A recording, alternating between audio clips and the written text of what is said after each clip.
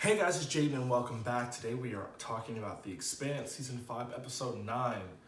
I'm gonna be honest, I don't know how to say this, but I'm pretty sure it's Winnipesaukee? Winnipesaukee? You know what? They went to the lake in New Hampshire. Again, if you don't know already, this is a no recap react review, and I'm just gonna give you the honest, brutal truth about how I feel about the show and where it's going, right? So, obviously, spoilers. They're a thing. I talk about the show. So, yeah. I guess first off the bat, I just kind of want to hit on one little thing. There was this little thing in the beginning of the episode that Marco kind of was like, oh, well, we lost some ships, and that he alluded to. And I think this is like the overarching goal is just going to lead into like season 6 if we don't kill off Marco by the end of the episode, end of the season. I think he was trying to take over the gate or take over something with the gate. Because I think a lot of the scenes that happened in this time frame of this episode were all pretty much around the same time. So the information are relaying probably from the gate to the to Earth or to Mars is probably, just gonna take a little bit. So I don't know, but we'll know in the future. But obviously that would make a lot of sense because he obviously wants to have belt of supremacy, being King Marco and all that. Nonetheless, let's just start with our heroes. The minor people this episode, to be honest, like who weren't really the main central focuses. We had, James and Alex interpreting that message from Naomi being a little weird. And they just really don't know what it means because it's very hard to understand. But obviously they're suspecting something's wrong. However, Alex is straightforward in a miss. Said, I'm gonna go get Naomi. I don't know if that was a good accent for Alex, but my point of saying is like, we did it. Naomi, just, what a woman. I mean, if there's one thing that we've learned in the past 2 episodes, I feel like we've learned so much. Not only her backstory, past 3 episodes, we learned more of her backstory. We learned more of her, her drive. Like, we all knew she was a top tier engineer. We all knew she had the skills. We all knew she could be in the paint just coding up a storm. We all knew she could fix some things also. Like, we knew she had the skills, but I don't think I realized how much of a will to survive she had. It's not that I thought that she would give up if she went through space without a suit. I mean, I'm not saying I thought she was gonna give up, but she got me there for a second. And it's just wild to watch her survivor's instinct just be. And it's just I don't know. I truly don't know what Naomi was going back into the corridor to get. Hopefully it has something to do with the water or the way that she's gonna I honestly sometimes for some reason I'm she's gonna scientifically find a way how to turn that water into oxygen so she can survive and get away from the radius of the ship or some shit like that. That's really what I'm feeling like it's gonna be. I'm probably really wrong, but that's it. Also, I can't believe I really called this ship the Chattawagga, the chain smoker. I don't know. Anyway, my point of saying, she's on the Chattawagga. I'm gonna keep calling it that. We're not Alex and Marco and everyone aren't they're not the only people that are looking for her. We have Marco, but we have Carol and Drummer and the fact that Drummer's girlfriend wife is essentially hiding things from her. It's crazy, but I get why she's doing it, but at the same time I'm ooh, yikes. And I think that Drummer's really just stuck in one of those things of I've done everything that everyone else has asked for, and I've held my tongue. And I will be honest, she has literally done that. She has not been ferocious. She has not been furious at anyone. She has not killed anyone really just stupidly. I mean, she's really hampered down that temper, if I do say so myself. But the fact that, what is her name? I don't know what her name is, but her girlfriend wife essentially was just well, Naomi's alive. Do you care about her or do you care about us? And I think that calls to question a lot of things because I think Naomi, I didn't realize how much Naomi cared about Naomi. I didn't realize how much Drummer cared about Naomi. I knew that there was obviously something there between the two of them. I thought it was really just a good friendship of they love each other like friends. But it just seemed like it was probably something more. And probably also, I think she like rebuilt her legs or gave her the ability to walk or something like that. Either way, there's just a lot. There's a lot to unpack with Drummer. And I don't know whether I can personally do that at this point in time. It's just, I'm still thinking, because she's really just trapped between a rock and a hard place. And it's like this whole idea of starting her own faction and being free and freedom has basically turned into shackles. Like, she doesn't even have the ability to leave and do something else because, you know, Carol's there. I still think Carol's going to die by Drummer's hand. I don't know what that means for the rest of the crew, but I do think that Carol's on the wrong ship. Carol, goodbye. Your days are numbered. I've been saying it the entire time. I think also we want to hit up like Avasarala before we get into like the juicy bits. Avasarala, that scene with Avasarala in the room with like Proctor, Pastor, and Delgado and all the rest of the Joint Chiefs essentially being like, we need to bomb Palace. First of all, I get where he is coming from, Pastor.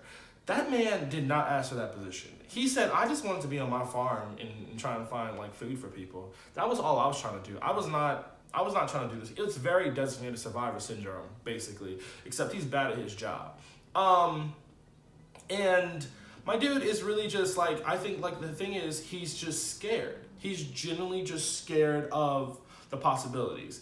Diplomacy is much harder than shooting at people, if we're really being honest, because you have to manage so many different types of things. So in this situation, the fact that he would rather shoot instead of like have that conversation with them and be like, well, we know, he's letting his own prejudices get in the way of everything else.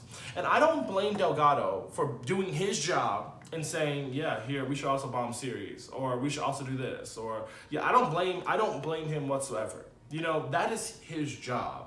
But the fact that Pastor is really looking at the war side of things, the fact that Pastor went from being like basically a pacifist to like, oh, I'm gonna go shoot some missiles at people is kind of wild. Like, this man was literally probably sitting on his farm trying to grow mung beans and shit, and all of a sudden now he's like, oh yeah, let's pop pop pop pop. Like, for what, my dude? Like, do you have no common sense? Do you not understand the problems? Do you not realize you have someone who understands literally what it means to be in the room where it happens with the crown on her head? You know, heavy who wears the crap.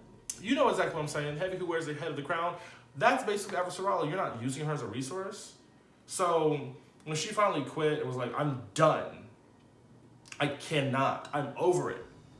I can't support this. And everyone else followed out. I was like, exactly. Because they know.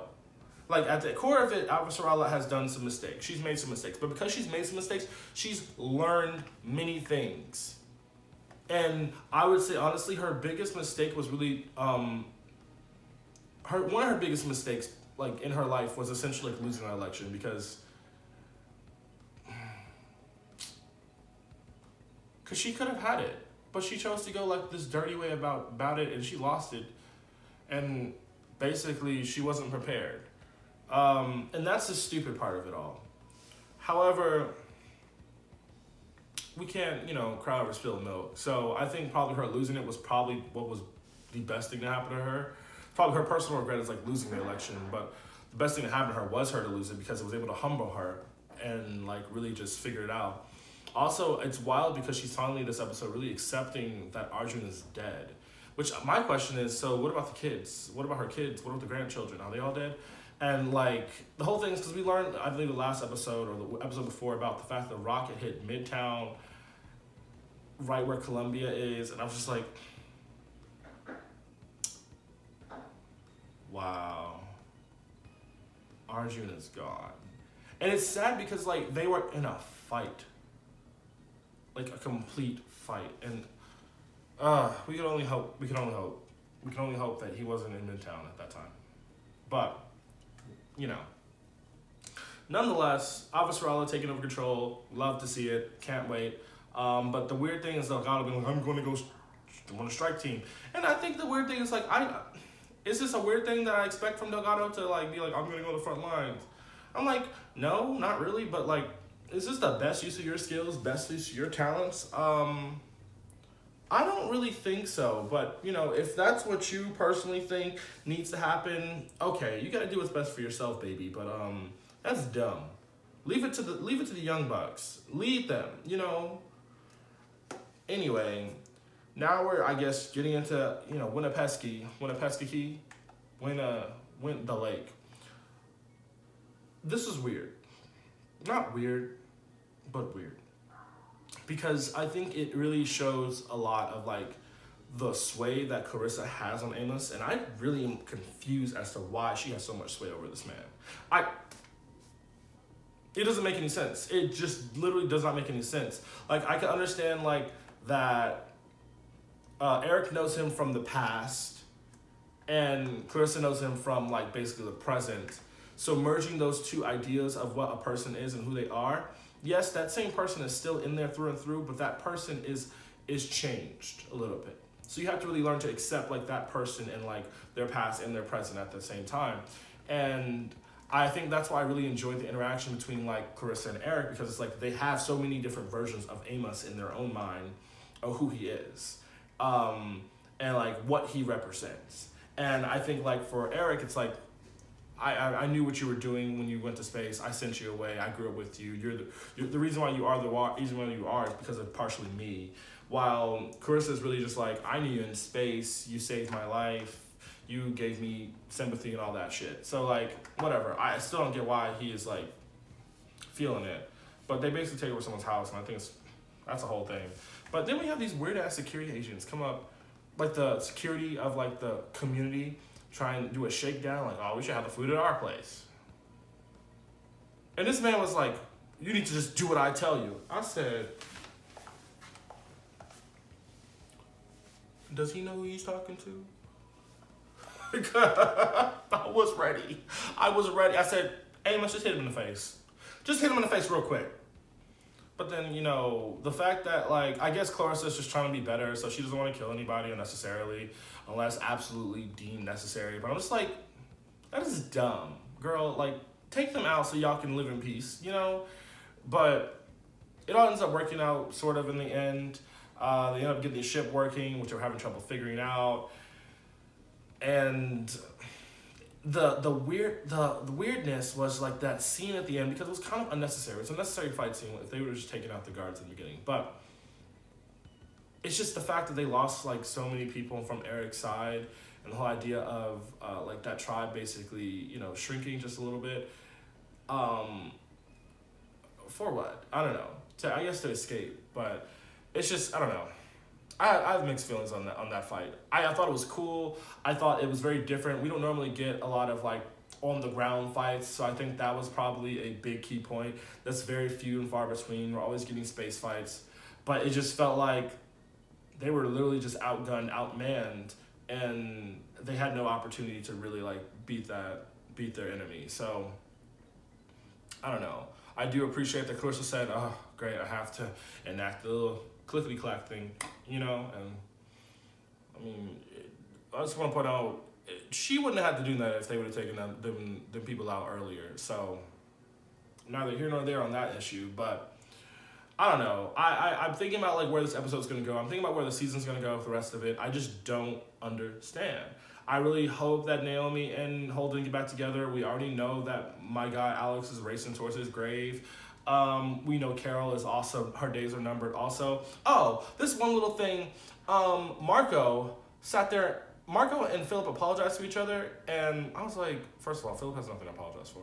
But Marco's like, I'm sorry. I'm like, I don't trust it. Then he said, like, he started to tell the truth about like how Naomi was still alive. I was like, okay, maybe there's hope for you yet. And then he said, I'm gonna twist it up. Twist it up for what, my guy? You are a horrible father. Like, you are bad. Just bad. Manipulative. But at the same time, Naomi had to go because there was no saving Philip. At the end of the day, you have to know when to let people go. You gotta know when to hold them, know when to fold them. And she said, I'm gonna fold. I'm gonna go do what I have to do.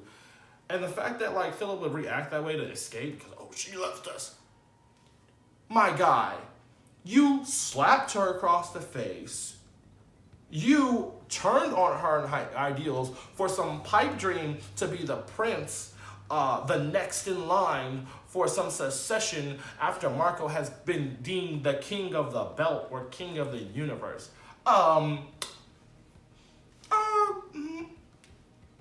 Fuck you. Philip, boy, go somewhere. Go somewhere with your stupid ass. But yeah, that's